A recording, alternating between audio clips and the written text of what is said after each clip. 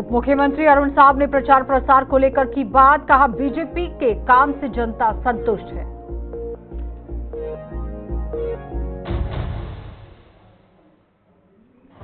नगरीय निकाय चुनाव को लेकर जनता में भारी उत्साह, भाजपा अपने काम के दम पर निकायों में जीत दर्ज करेगी।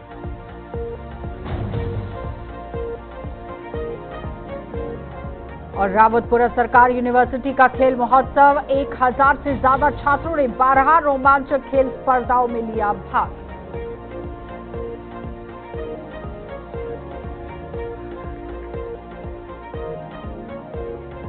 नमस्कार, बुलेटिन में आपका स्वागत है। मैं हूं आपके साथ आशा सरमाल। चलिए शुरुआत करते हैं छत्तीसगढ़ से जुड़े खबरों की। उप मुख्यमंत्री अरुण साहब ने प्रचार प्रसार को लेकर बात कर दी। उन्होंने कहा कि नगरीय निकाय चुनाव के लिए प्रचार में विभिन्न निकायों में यहां पर काम किया जा रहा है और बीजेपी के काम से जनता संतुष्ट है।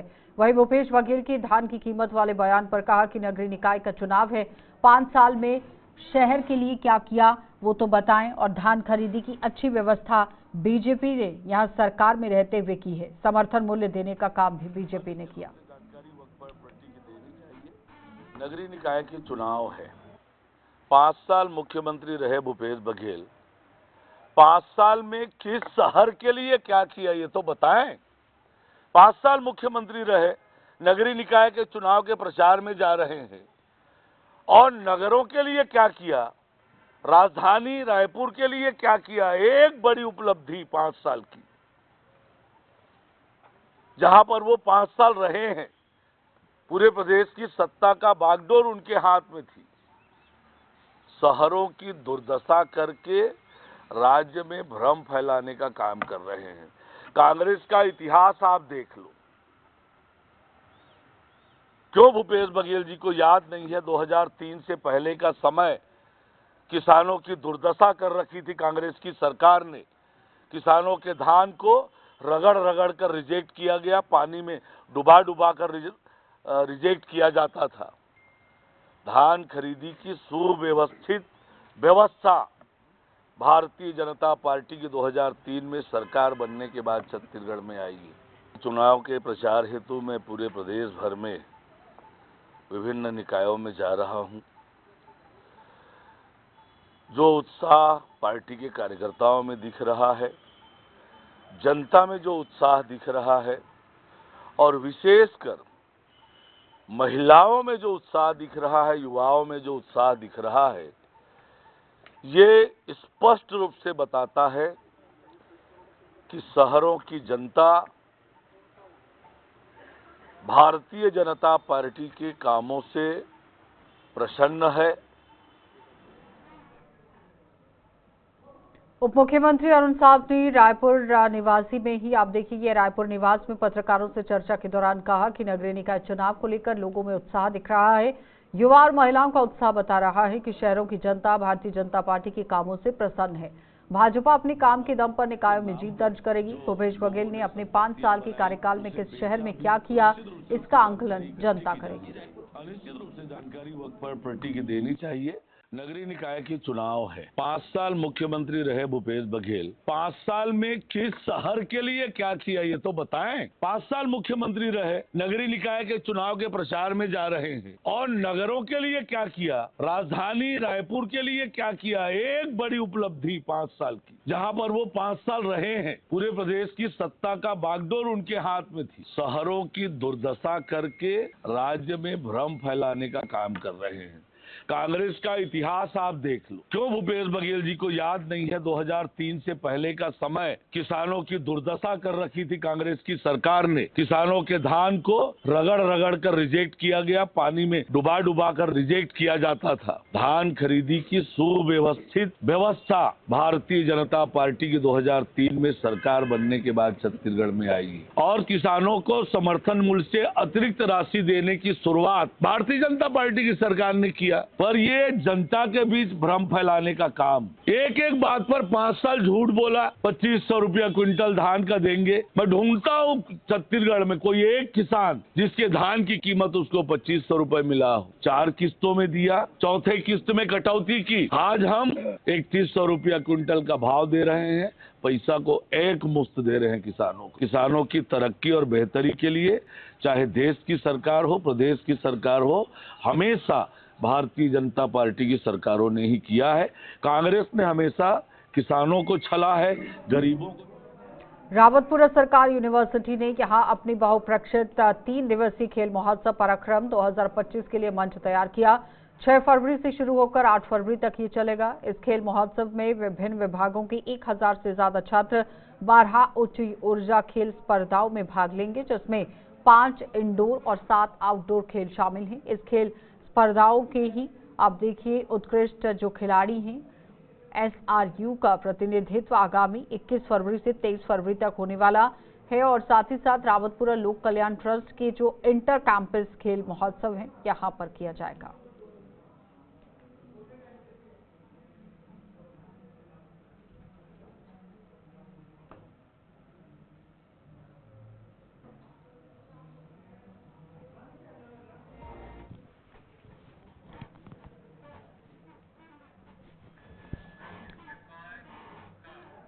तो सीएम साय के द्वारा कल रायपुर में रोड शो करने को लेकर पीसीसी चीफ दीपक बैज का बयान सामने आया। उन्होंने कहा कि उनके रोड पर कोई फर्क नहीं पड़ने वाला है और साथ ही साथ सीएम रिमोट कंट्रोल है, मुख्यमंत्री को फ्लॉप शो करना चाहिए। इसके साथ ही अमेरिका से भारतीय प्रवासियों के निष्कासन पर भी बैज ने कहा, हमारे देश के लिए सबसे बड़ा शर्मनाक दिन रहा जब यहां पर भारतीयों को डिपोर्ट किया गया और जिस तरीके से किया गया वो देखकर। देखिए, सीएम साहब का रोड शो रहे चाहे कुछ भी रहे, नगरीय निकाय क्षेत्रों में कोई फर्क नहीं पड़ने वाला है, क्योंकि उनको पता है कि मुख्यमंत्री जी रिमोट कंट्रोल से चल रहे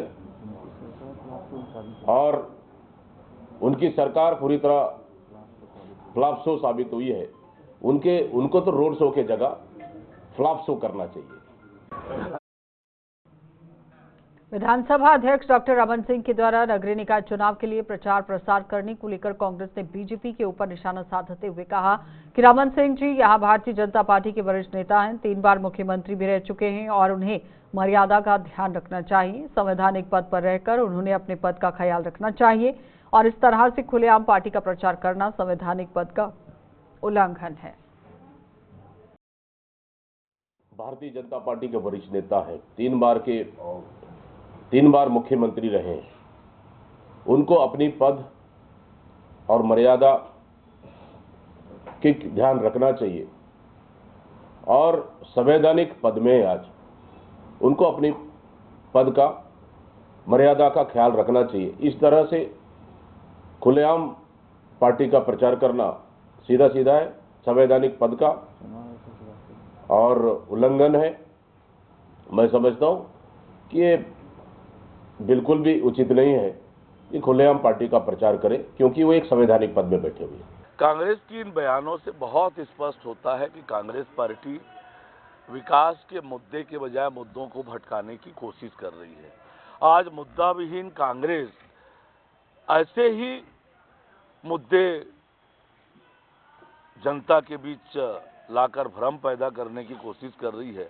वास्तविकता ये है, नगरीय निकायों के चुनाव है, विकास के मुद्दे पर हो रहा है। विकास की चर्चा कांग्रेस पार्टी को करनी चाहिए। छत्तीसगढ़ की बालोद जिला में गोंडरदेही नगरीय निकाय और त्रिस्तरीय पंचायत चुनाव में जमकर आरोप प्रत्यारोप का दौर जारी है। तो वहीं गोंडरदेही नगर पंचायत के अध्यक्ष पद पर कांग्रेस की टिकट से चुनाव लड़ रहे हैं के राजू चंद्राकर ने अपना चुनाव प्रचार धुआंधार शुरू कर दिया। भाजपा पर तंज कसते हुए कांग्रेस के वरिष्ठ नेता आलोक कुमार ने कहा कि भाजपा की वर्तमान प्रत्याशी का पूर्व में किसी समाज के साथ गाली गलौज प्रत्यक्ष रूप से उदाहरण है कि बीजेपी समाज विरोधी है।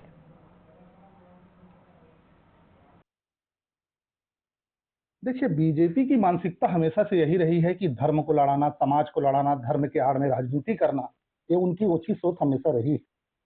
और रही बात यहाँ के चुनाव की, तो यहाँ के चुनाव कांग्रेस से के राजू चुनाव लड़ रहा है, जो हमेशा 20 साल से राजनीति इस नगर में कर रहा है, युवा अवस्था से राजनीति कर रहा है और वो हमेशा नगर को अपना घर माना है, और नगर ने ठान लिया है कि इस नगर को ऐसा बेटा चाहिए जो नगर की सेवा कर सके। और साथ ही साथ साहू समाज बीजेपी के प्रत्याशी ने एक ऐसा समाज जो आज छत्तीसगढ़ का एक वर्चस्व समाज है, उन्हें भी गाली दिया था। कोई समाज को गाली देना, मैं समझता हूँ ये बहुत दुर्भाग्यपूर्ण बात है, और गुंडरदेही ने ठान लिया है इस बार नहीं हम बेटा चुनेंगे। इससे पहले 10 सालों तक कांग्रेस के लोग नहीं रहे हैं, और इसके पहले जब कांग्रेस के लोग रहे हैं अध्यक्ष के रूप में या रूप में, तब यहाँ नगर में विकास के कार्य वही है। पिछले 10 सालों से भारतीय जनता पार्टी के अध्यक्ष बनते आ रहे हैं, और उसके कारण आज विकास शून्य है।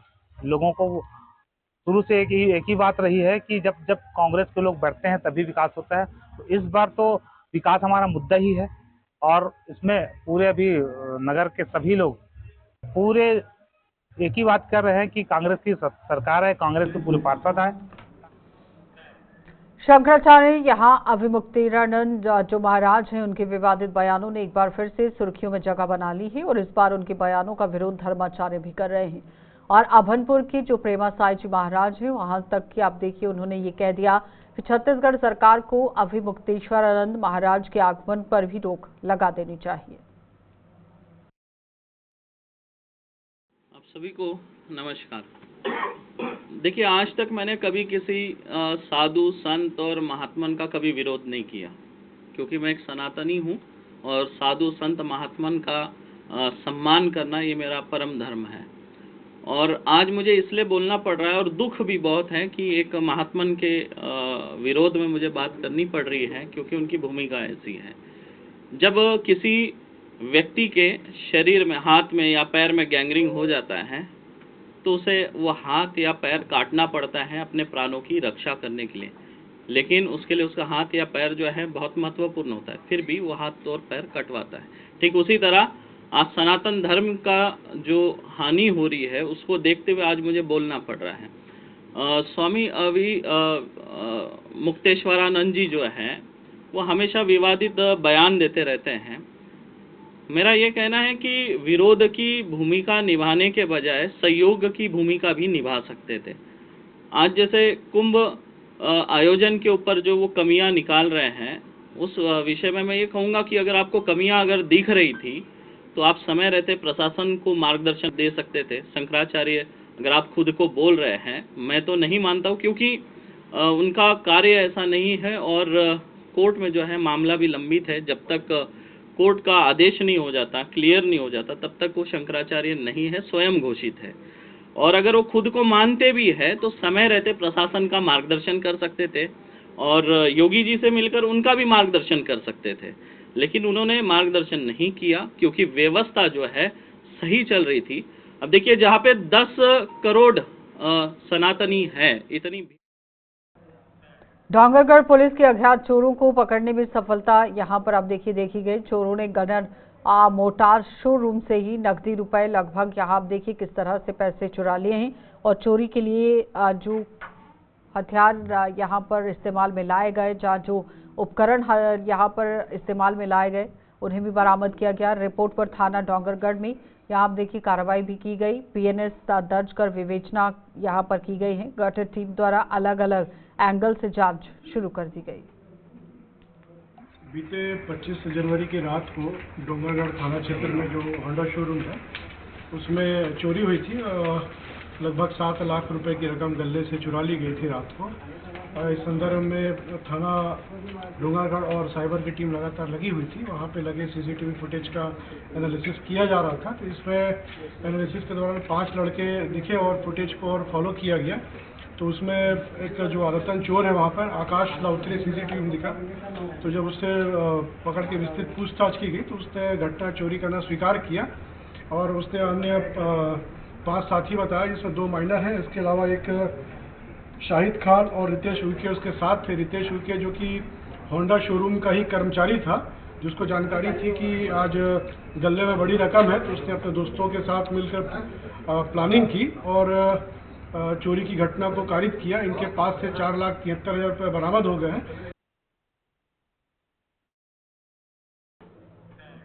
तो छत्तीसगढ़ के दंतेवाड़ा जिले में नक्सलियों ने एक बड़ी घटना को अंजाम दिया। अरनपुर पंचायत के सरपंच प्रत्याशी जोगा बारसे की नक्सलियों ने हत्या कर दी और ये घटना गुरुवार देर रात की है, जब नक्सली जोगा के घर में घुस गए और परिवार वालों के सामने उनकी हत्या कर दी। जोगा बारसे अरनपुर के सरपंच पारा का रहने वाला था और पिछले 25 सालों से क्षेत्र में राजनीति में सक्रिय था।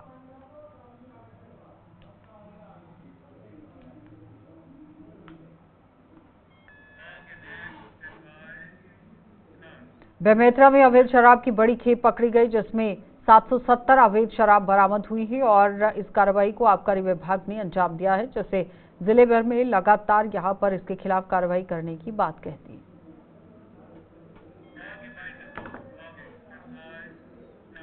चलिए बुलेटिन में इतना ही, इजाजत दीजिए, नमस्कार।